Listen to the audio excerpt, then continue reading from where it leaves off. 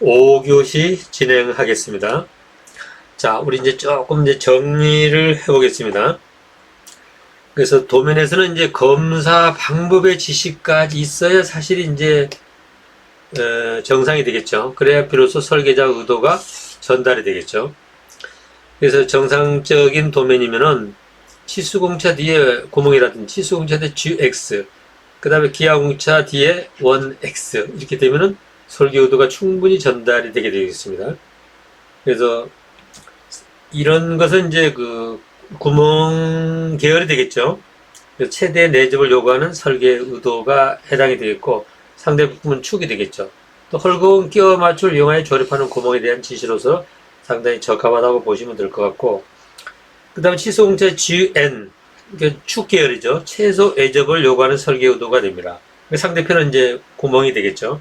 헐거운 끼워 맞춤을 이용하여 조립하는 축의 지시에 적합한 그런 방식이 되겠죠. 그 다음에 GG는 이 가우스, 그러니까 최소 제곱의 사이즈를 요구하는 거죠. 그래서 중간 끼워 맞춤. 중간 끼워 맞춤은 뭐 잼새나 틈새가 있는 그런 끼워 맞춤이 되겠죠. 또는 억지 끼워 맞춤, 압입 등의 억지 끼워 맞춤. 이럴 때는 전혀 문제가 없습니다. 그래서 그런 구멍이나 축에 대한 지시에, 이건 구멍축 다 되죠. 얘는 이제 축 계열. 얘는 구멍 계열이죠. 홈이나 구멍 계열. 이럴 때 적합하다고 보시면 되고. 자, 그 다음에 ASB를 한번 볼까요? 미국 표준. 미국 표준에 지금 이렇게 설계됐으면 어떻게 되느냐? 여긴 전혀 문제가 없어요. 포락의 원칙을 적용하기 때문에. 포락의 원칙이 적용되기 때문에. 자, 구멍 사이즈 어떻게 검수하느냐? 구멍이니까 어떻게? 최대 내접. 최대 내접 사이즈하고, 그 다음에 우리 로컬 사이즈. 국부 사이즈죠. 사이즈. 이걸로 검증을 하잖아요. 핵심은 최대 내접 사이즈예요. 핵심은. 그 다음에 구멍의 위치는 어떻게 하느냐. 이것도 최대 내접 사이즈, 포락의 원칙이 적용되기 때문에 최대 내접 형체의 중심축, 직선이에요. 중심축의 틀어짐을 가지고 계산을 하게 되는 거예요. 그러니까 이것이 도면에 명확하게 되는 거죠. 구멍의 위치도는 구멍의 중심축으로 위치도를 측정하고, 구멍의 질은 최대 내접 원통 사이즈와 두 점 간의 거리, 국부 사이즈로 검증하게 된다. 근데 핵심은 최대 내접 원통의 사이즈가 되겠죠. 그 다음에 이건 축이죠. 구멍의 축이에요. ASME 표준을 따른다면은 구멍은 어떻게? 축이기 때문에 최소 애접 사이즈가 되겠죠. 애접 사이즈. 포락의 원칙이 적용되기 때문에 그런 거예요. 자동으로 적용되죠. 포락의 원칙이 자동으로 적용되기 때문에 최소 애접 사이즈로 평가를 하게 되고, 위치는 어떻게 되겠어요? 위치도 마찬가지예요. 이 샤프트의 중심 축식선으로 위치도를 측정하게 되는 겁니다. 중앙선이 아니고요. 축. 그러니까 만약에 예를 들어 형상이 좀 이렇게 나왔다. 가정을 해서 이렇게 나왔다. 형상이요. 가정을 해서 이렇다면 어떻게? 최소 애접 사이즈면 이렇게 되겠죠. 최소 애접 사이즈. 얘라 그러면은, 그럼 여기 중심축. 얘를 가지고 위치도를 평가하게 되는 겁니다. 중심축이에요. 중심축. 자, 그 다음에 이제 홈, 슬롯이 되겠죠. 슬롯. 홈의 사이즈가 16에 0에서 플러스 0,2죠. 파이가 들어가면 안 되죠. 최대 내접 사이즈, 최대 내접 사이즈를 평가하는 거예요. 그 다음에 최대 내접 사이즈와 두 점 간 거리. 포락의 원칙이 적용되니까 핵심은 최대 내접 사이즈가 되겠죠. 그 다음에 이제 홈의 위치를 따지면은 중심 평면이 되는 거예요. 중심 평면. 이렇게 틀어졌다. 예를 들어서 이렇게 틀어졌다. 가정을 한다면은 중심 평면이 이렇게 있을 거 아니에요. 중심 평면이 선이 아니고 중앙면이 아니고 얘를 가지고 계산하게 되는 거예요. 위치도를 계산하게 되는 거예요. 위치도 계산. 그래서 슬롯의 중심 평면으로 위치도를 측정하게 된다. 폴락의 원칙이 적용되기 때문에. 그 다음에 탭, 돌출부. 돌출부를 영어로는 탭이라 그래요. 탭. TAP죠. 탭. 돌출부. 돌출부의 위치를 체크한다. 2 곱하기 20의 0에서 마이너스 0, 2잖아요. 또 폴락의 원칙이 적용되니까 최소 외접 사이즈. 최소 외접 사이즈와 두 점 간의 거리. 핵심은 최소 외접 사이즈다. 돌출부도 어떻게? 돌출부가 뭐 이렇게 틀어졌다. 이렇게 틀어졌다면은 최소 외접 형체의 중심평면 이렇게 있겠죠. 이 중심평면으로 위치도 계산하는 거예요. 그러니까 명확하게 폴락의 원칙을 적용하기 때문에 명확하게 정해지는 거죠. 명확하게. 근데 IS에서는 이 두 점간 거리, 즉 독립의 원칙을 적용하기 때문에 옵션 사항으로 정해 주어야 한다.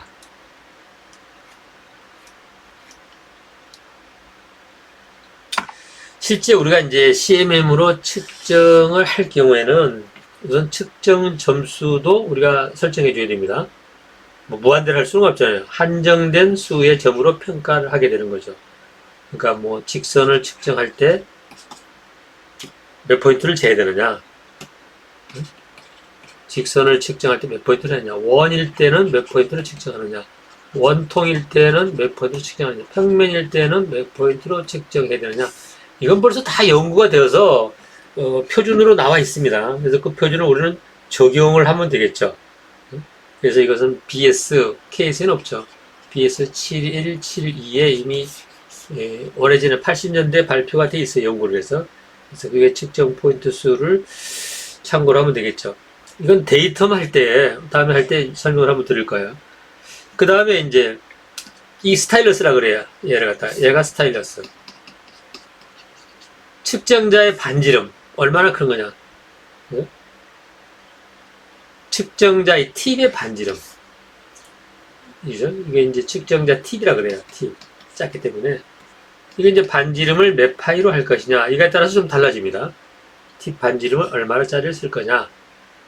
또, 필터링, 스캐닝, 연속으로 스캐닝해서 데이터를 뽑아들였을 경우 필터링 얼마나 할 거냐. 또, 측정 데이터의 처리 방식이 아까처럼 최소 애접, 또는 최대 내접, 최소 제곱, 이건 G가 되겠죠. 또는 이건 뭐 최대 내접, GX, 최소 애접, GN. 이런 거에 따라서 달라지겠죠. 그런 것들이 개개인이 뭐 자기가 알아서 적당히 판단해서 하는 게 아니라 도면대로만 하면 되게끔 우리가 도면을 작도를 해줘야 되겠죠. 그 다음은 이제 형체 정의를 조금 파악해도 형체라는 게 나왔죠. 피처가 형체예요. 그러니까 표면상의 점선 또는 면을 갖다가 우리가 형체라고 얘기하는데, 형체는 외부 형체가 있고 유도 형체가 있어요. 외부 형체는 우리가 물리적으로 직접 보는 게 외부 형체예요. 이런 제품이 있다 그러면 어떻습니까? 물리적으로 직접 보이는 부분, 이 표면도 보이잖아요. 물리적으로. 이것도 외부 형체, 이것도 외부 형체, 이것도 외부 형체, 이 선도 외부 형체. 물리적으로 직접 눈으로 볼 수 있는 부분이에요. 그죠? 표면상의 선이라든지 면이 되겠죠. 그러니까 물리적인 형체로 우리가 보통 정해요. 유도 형체는 뭐겠어요? 유도 형체. 물리적으로 안 보여요. 축이 이렇게 있어요. 축이 있는데 축의 중심선이 눈으로 보이나요? 분명히 있기는 있는 거죠. 있기는 있는데 이거 눈으로 보이지는 않아요. 그죠? 눈으로 보이지는 않고. 그러니까 이런 원통의 중심축. 구멍도 마찬가지예요. 그 다음에 사각 형체의 중심평면. 사각 형체의 중심평면. 이런 것들을 갖다 우리가 유도 형체라 그래요. 하나 이상의 외부 형체에 유도된 중심점, 구의 중심점, 중심선, 중심면, 그죠? 이런 것들을 우리가 유도 형체라고 해요. 유도. 우리가 공식을 유도하다. 마찬가지죠. 유도 형체. 그러니까 물리적으로 직접 보이지는 않는다. 볼 수는 없다. 그러니까 외부 형체는 이런 형체가 있으면은 이 표면 외부 형체죠. 여기다 표면 외부 형체, 표면 외부 형체. 유도 형체는 어떻게? 이게 원통이라면은 이 중심이 있을 거 아니에요? 이 중심을 갖다가, 중심축을 갖다가 유도형체라 그래요. 중심평면이나 중심축을 갖다가. 그죠? 구멍이 빵 뚫렸으면 구멍의 중심은 유도형체예요. 여기서 반지름이 일정하겠죠. 일정한 반지름을 갖는 이 중심축이 되겠죠. 그래서 AV 형체는 눈으로 보이는 부분, 이면 다 AV 형체가 존재하는 겁니다. 유도 형체는 부품 표면에 물리적으로 존재하지는 않지만은 중심점이나 중심선이나 중심면은 있는 거죠. 자, 여기 보시면은 AV 형체. 근데 이게 영어로 보면 인테그럴 피처예요. 인테그럴 피처. 그죠? 인테그럴 보면 보통 우리가 뭐 적분 이렇게 생각하는데 여기서는 의미상이 AV를 얘기합니다. AV. 그러니까 이면도 AV 형체가 되는 거죠. AV 형체가 되고 이면도 AV 형체가 되는 거예요. 이면도 AV 형체가 되는 거고 이면도 AV 형체가 되는 거예요. AV 형체. 실제 표면이에요. 실제 표면. 유도 형체는 여기 홈 슬롯이죠.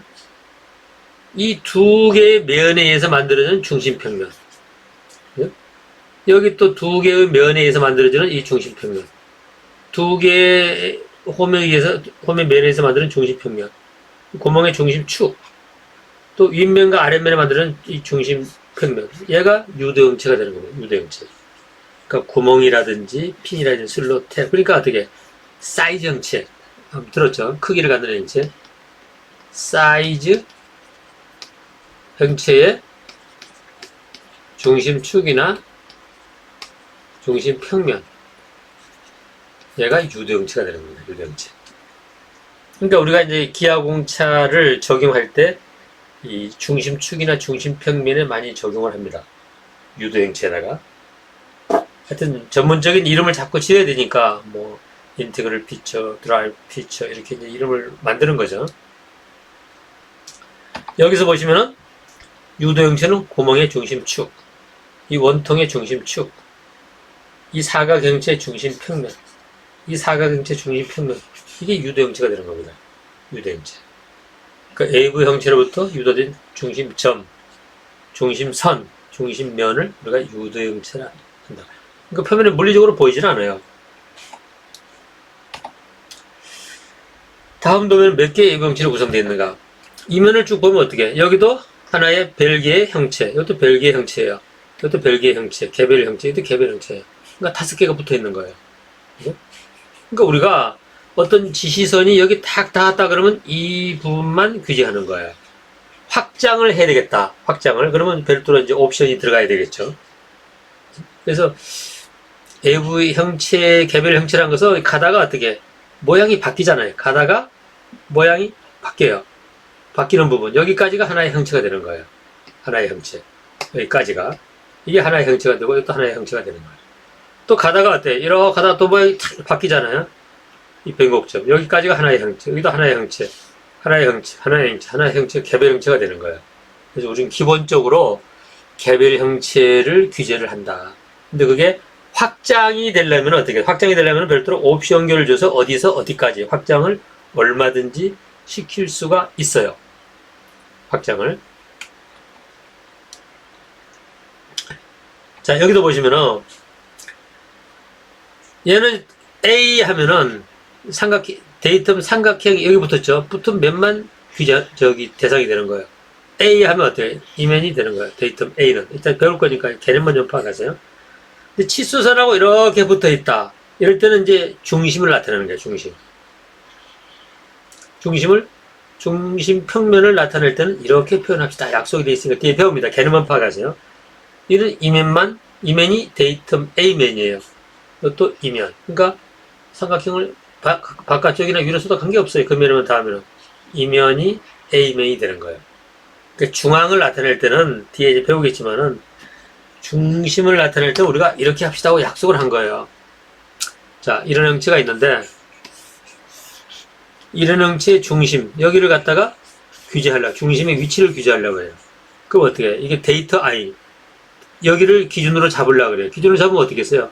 시선이 이렇게 있으니까 이렇게 있고. 표기를 좀 새롭게 해야 돼. 이 표면이 아니에요. 여기다가 데이터 삼각형을 이렇게 치수선의 중앙에다 붙이자. 이렇게 약속을 한 거예요. 이게 약속이에요. 태초부터 그런 게 아니고. 그죠? 여기다 B 하면은 이 B가 어디를 지시하느냐? B가 이 사이즈, 예를 들어서 10 플러스 마이너스 0,1이다. 10 플러스 마이너스 0,1의 중심평면이 되는 거예요. 이게 사각형체라면 중심평면이 되는 거예요. 중심평면. 중심평면이 이렇게 되겠죠. 얘가 데이터 B가 되는 거예요. 그 중심평면을 구하려면 어떻게 되겠어요? 양쪽을 각각 측정해야 되겠죠. 양면을 각각 측정한 다음에 수학적인 계산에서 구하는 거예요. 중심평면은 수학적인 계산에서. 그런 개념은 좀 잡혀야 되겠죠. 자, 그 다음 원통을 했을 때도 어떻게 여기 뭔가 이 직선이랑은 이 나중에 기호 배우겠지만 진직도예요. 진직도 나왔으니까 반듯한 직선으로 만들라는 얘기죠. 벗어나는 것은 콤마일 정도. 그 이면을 얘기하는 거예요. 파이니까 원통의 모선이죠. 원통의 얘를 갖다 모선이라 그래요. 모선. 원통을 만드는 모체가 되는 선. 여기도 지시가 됐죠. 이면을 얘기하는 거예요. 모선을. 근데 여기는 어떻게? 치수랑 같이 붙어 있죠. 붙어 있으면 상황이 달라져요. 약속을 그렇게 했어요. 야, 이 원통의 중심축을 규절해야 되겠다. 중심축을 규절하면 어떻게 표시해야 되나? 중심축을 나타낼 때는. 이렇게 해서 치수선하고 일자로 연결시키는 거예요. 치수선하고. 일자로 연결됐을 때는, 야, 이 중심축을 나타내는 걸로 하자. 이렇게 약속이 된 거예요. 그죠? 자, 그러면 이제 앞으로 이런 플러스 마이너스 공차를 어떻게 바꿔야 되느냐. 아까 이제 문제가 됐던 거 설명드렸었죠. 이걸 이제 기하 공차로 바꿔주는 거예요. 기하 공차로 바꾸려니까 어떻게? 기준이 필요해요. 이면을 기준으로 하자. 여기까지 거리는 공차가 없는 치수로 주자. 목표 치수로 주자. 기준 치수죠. 그 다음에 여기를 규제하려고 하니까 여기다가 이제 어떤 공차 값을 주게 되는 거예요. 이거는 윤곽도 공차라 되겠어요. 기하 공차 종류가 14개가 있어요. 이건 윤곽도. 정확히 하면 면의 윤곽도, 면.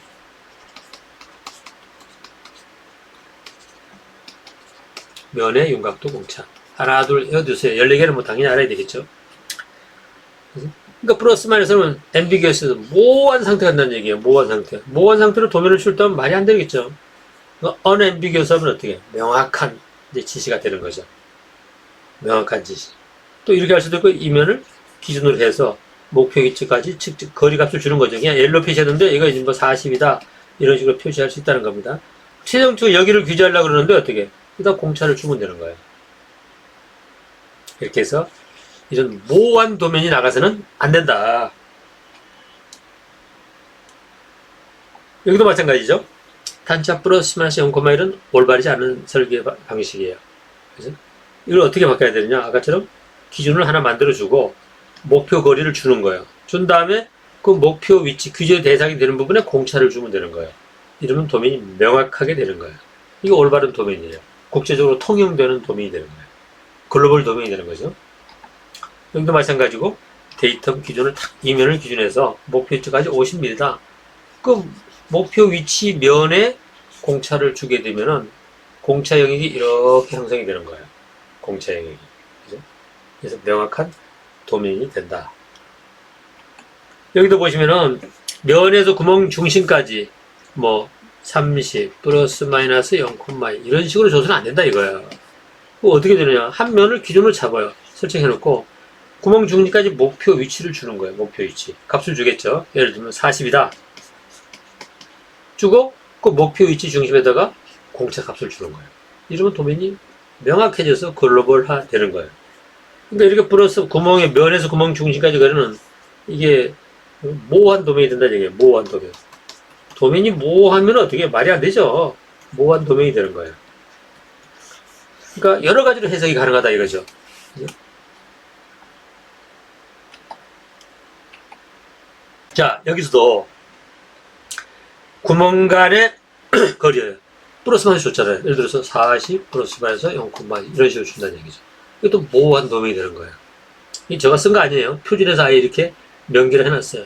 어떻게 해야 되느냐? 이렇게 우리가 가공하려면은 한쪽 구멍의 중심을 데이텀으로 잡으라 이거예요. 이렇게 기준으로 잡으라 이거예요. 여기서 우측 구멍까지 목표 위치를 표시하라 이거예요. 예를 들면 40이다. 이런 식으로.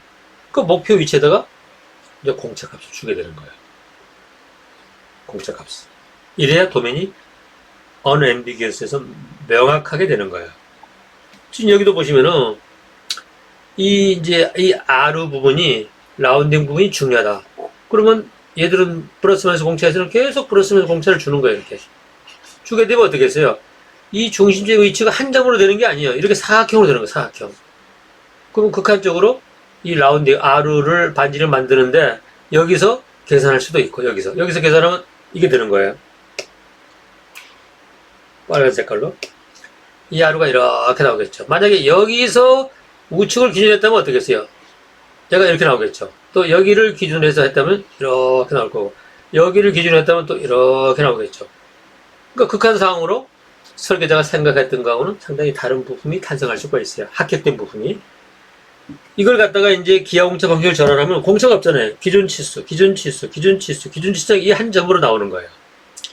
이런 영역이 아니라 한 점으로 딱 위치가 나와요. 한 점으로. 여기서 라운딩을 하면 어떻게 했어요? 설계자가 의도한 대로 부품이 탄생하는 거예요. 이제 그런 설계를 해야 된다는 얘기죠. 그러니까 우리가 이제 그런 걸 보고 도면을 해석할 수 있고.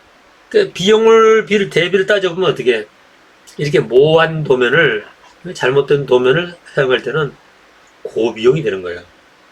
중간에 문제사항이 많이 생기니까 그걸 처리하려면 비용이 많이 들어가겠죠. 또 측정 데이터도 애매해요. 거기가 품질이 부족하고. 이렇게 기하공차 시스템을 쓰면은 저렴한 비용 플러스 마이너스에 비해서 품질이 양호. 그러니까 이렇게 당연히 전환해야 되는 거죠. 그 다음에 이제 반지름 치수 공차, 반지름. 이 반지름도 문제가 많습니다. 아루 플러스 마이너스 얼마 이렇게 주는데 이게 명확하게 어떤 거에 반지름을 나타내는지 명확하지 않아요. 반지름 이렇게 하는 건지 이렇게 하는 건지 이렇게 하는 건지 이렇게 하는 건지 명확한 표준이 없어요. 그죠? 명확한 표준이 없고 그 다음에 이제 ASM에서는 그래도 정의가 있어요. 반지름에 대해서.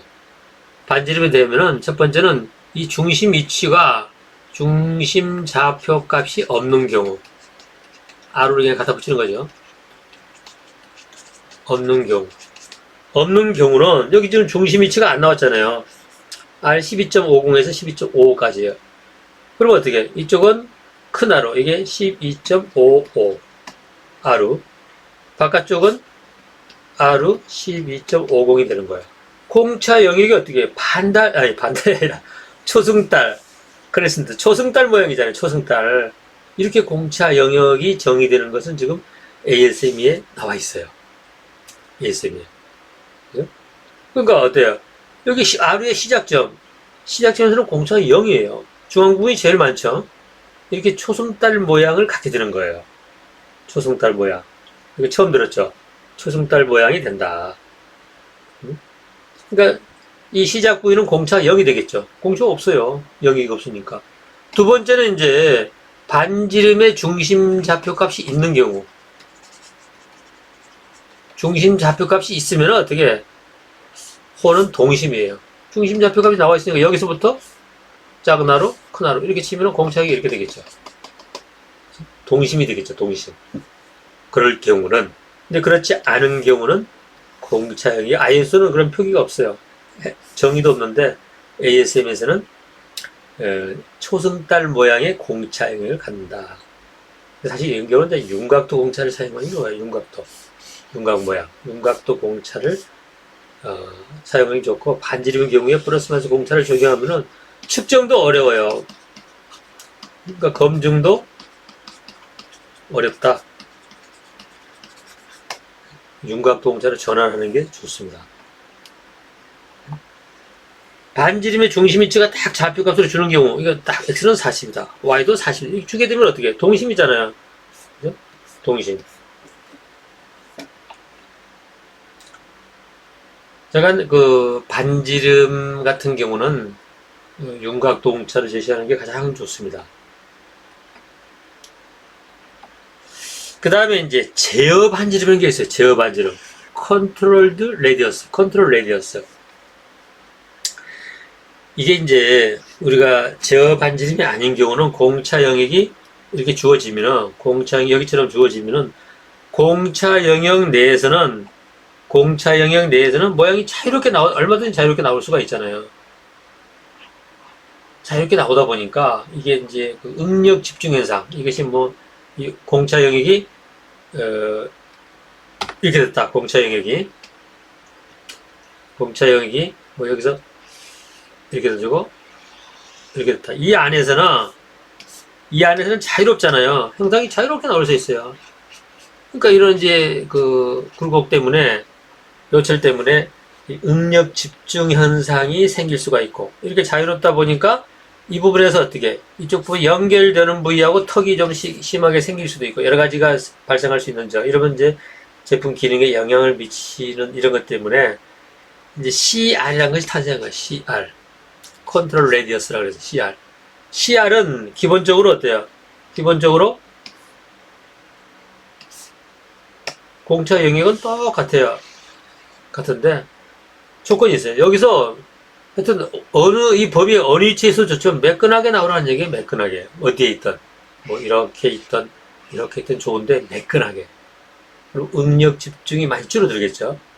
그러니까 응력 집중이 많이 생기는 부위 여기 부분에다 어떻게 표면 거칠기도 지시를 하고 그래요. 표면 거칠기, 그죠? 표면 거칠기도 지시할 수가 있고 이렇게 표면 거칠기도 지시해서 뭐 아래 뭐 0,8이라든지 이런 식으로 표면 거칠기도 지시가 가능합니다. 그런 걸 관리하기 위해서.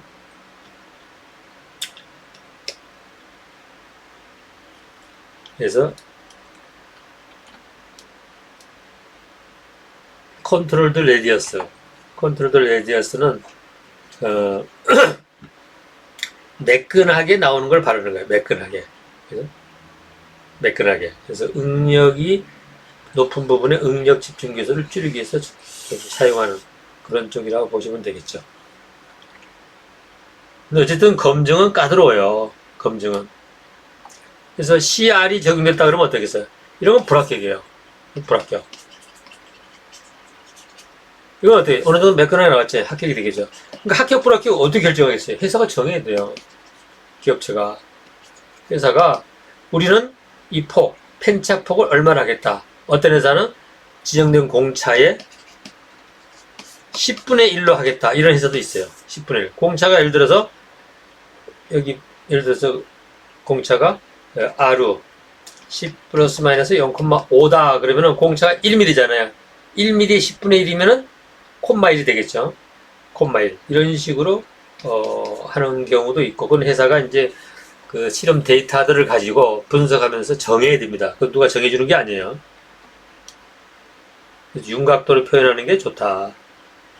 그 다음에 이제 원호를 측정할 때 360도 같으면 오차가 가장 적죠. 얘를 이제 기준으로 할 경우에 360도를 90도로 바뀌었다. 90도 바뀌었으면 이제 원호가 이렇게 됐다는 얘기죠.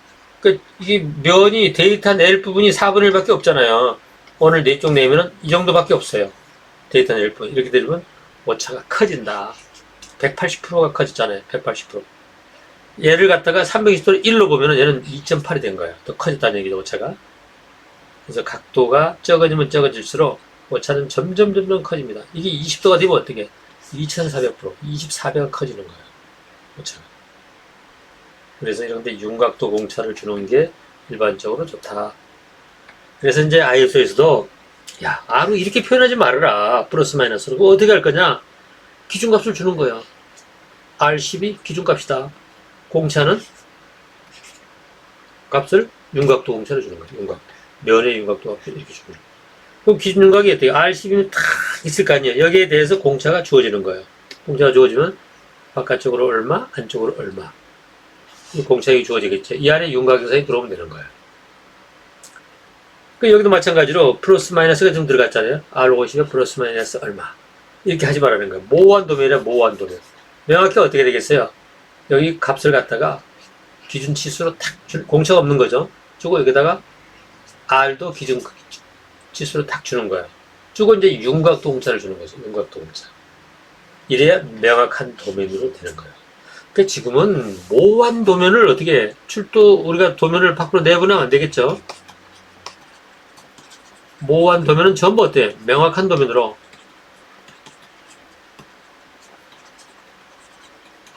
명확한 도면으로 이제 만들어서 나가야 되는 겁니다. 그렇지 않고는 국제 경쟁력에서 뒤처질 수밖에 없죠. 자, 그러면은 자, 여기를 보시면 이제 우리 한번 평가를 한번 해보죠. 자, ISO 기준으로 설계를 했다. 도면. ISO 기준으로. 측정을 했어요. 이건 이제 로컬 사이즈죠. 로컬 사이즈. 국부 사이즈로 측정한 거하고 이제 애접하는 사이즈 측정을 했어요. 그러면 이제 ISO 개념으로 보면은 허용값이 지금 얼마에서 얼마야? 19.9에서 20.1까지잖아요. 그건 이제 합법 판정을 해야 되는데 별도의 명시가 옵션이 없잖아요. 그러니까 전부 이전법이에요. 두정강 거리. 두정강 거리 측정해서 합법 판정하는 거예요. 두정강 거리. 그죠? 두정강 거리 보니까 어때요? 세 개가 지금 데이터가 나와 있잖아요. 하나, 둘, 셋. 19.9에서 20.1까지 사이에 전부 들어가잖아요. 들어가니까 어때요? 얘는 합격이 되는 거예요. 제일 큰 값이 얼마예요?